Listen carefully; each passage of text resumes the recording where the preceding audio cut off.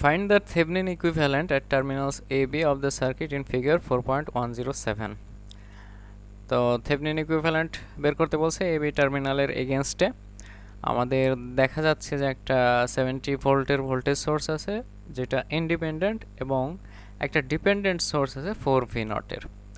তো আমরা জানি যে যদি ডিপেন্ডেন্ট সোর্স থাকে তাহলে সেইগুলোকে জিরো করে ফেলতে হয় যখন আর থেভনিন বের করতে হয়, আর যদি ইন্ডিপেন্ডেন্ট সোর্স থাকে সেটাকে রেখেই কাজ করতে হয়। ভি থেভনিনের ক্ষেত্রেও আর থেভনিনের ক্ষেত্রেও। আর থেভনিনের ক্ষেত্রে টার্মিনালের এগেনস্টে একটা ভোল্টেজ সোর্স অথবা কারেন্ট সোর্স নিয়ে কাজ করতে হয়। তো আমরা প্রথমে এই জায়গায় ভি থেভনিন বের করে নিই, যেহেতু এখানে ভি থেভনিন বের করা সহজ হবে।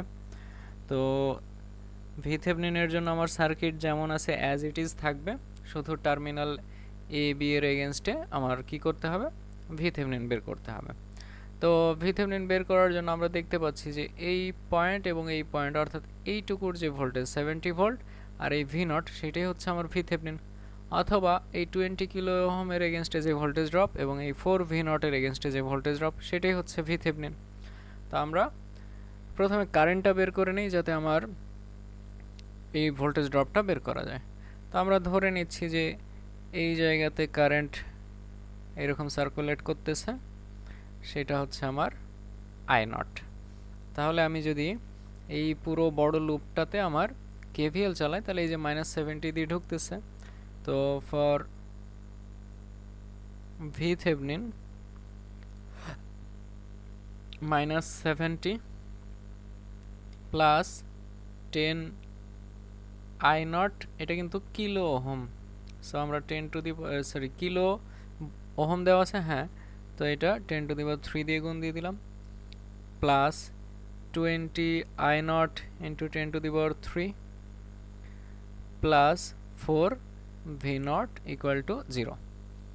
তো -70 আমার এইখানে হচ্ছে 10 আর 20 30 I not into 10 to the power 3 plus 4 V naught. V নটটা কত দেখেন, 10 কিলো ওহম ইন্টু আই, তাহলে 4 into 10 i not into 10 to the power 3 equal to 0। তাহলে -70 plus 70 i not into 10 to the power 3 equal to 0। অতএব i not equal to 70/70 into 10 to the power 3, যেটা হচ্ছে আমার 1 milli ampere. এখন তাহলে আমরা যদি এই যে ছোট্ট লুপ এবার আমরা দেখাই,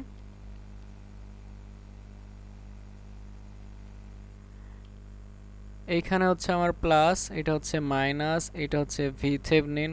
তাহলে এই লুপে ভোল্টেজ কেভিএল চালায়, তাহলে -70 plus 10 to the power 3 into 1 milli ampere মানে 1 10 to the power -3 plus V Thevenin equal to 0। তাহলে এটা হচ্ছে আমার আসলে 10 আর এটা হচ্ছে -70, তাহলে -60। অতএব ভি থেভনিন ইকুয়াল টু এই পাশে আসলে +60 ভোল্ট হয়ে গেল। এইটা আমার একটা অ্যান্সার। আচ্ছা,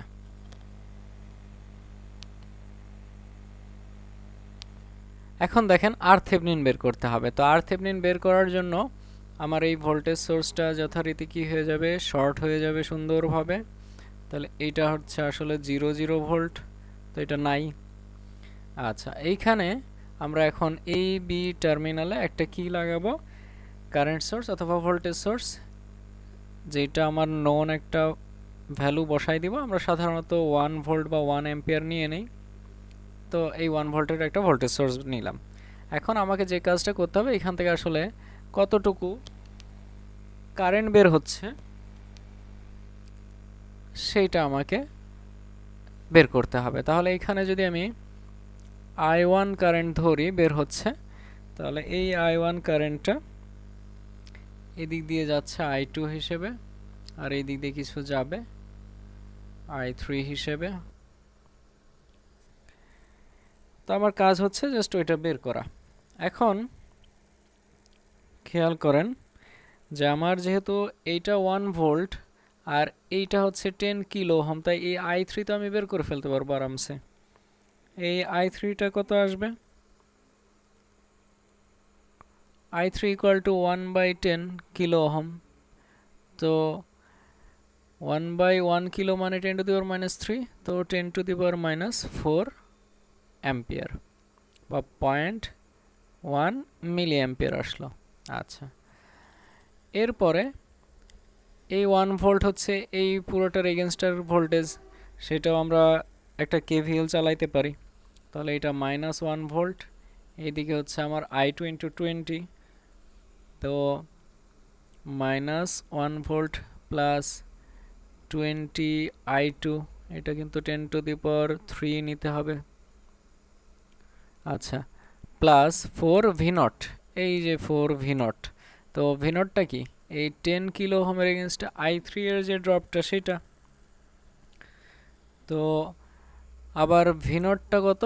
v0টা হচ্ছে 18 কিলো ওহমের এগেনস্টে যে ভোল্টেজ সেটা কি 1 ভোল্ট, তাহলে 4 v0 ইকুয়াল টু 1, এবং এটা অবশ্যই মাইনাস, তো এটা আমি এক লাইন লিখে দেই ইকুয়াল টু 0। দেখেন v0 ইকুয়াল টু কিন্তু -1 ভোল্ট, কারণ কি? কারণ এই যে এইখানে মাইনাস আছে, এখানে প্লাস আছে, আর এটা কিন্তু এটা প্লাস এটা মাইনাস, সো উল্টা হয়ে গেল। তো এইখানে 20 i2 ইকুয়াল টু, এইখানে হচ্ছে -4 আর এখানে -1, তো -5/10 কিউব বা i2 ইকুয়াল টু -5/20 × 10 কিউব। তো i2 আমরা কত পাচ্ছি? i2 পাচ্ছি হচ্ছে 0.25 মিলি অ্যাম্পিয়ার, 0.25 মিলি অ্যাম্পিয়ার, আর i3 পাইছিলাম হচ্ছে 0.1 মিলি অ্যাম্পিয়ার। তো এই দুইটা যোগ করলে হচ্ছে আমার i1 পেয়ে যাব, i1 equal to i2 plus i3, সেটা হচ্ছে 0.25 প্লাস 0.1 মিলি অ্যাম্পিয়ার বা 0.35 মিলি অ্যাম্পিয়ার। অতএব আর থেভনিন কত? আর থেভনিন হচ্ছে এই যে 1 ভোল্ট বাই এই কারেন্টটা, কারেন্ট কত? i1, তো 1/0.35 মিলি অ্যাম্পিয়ার।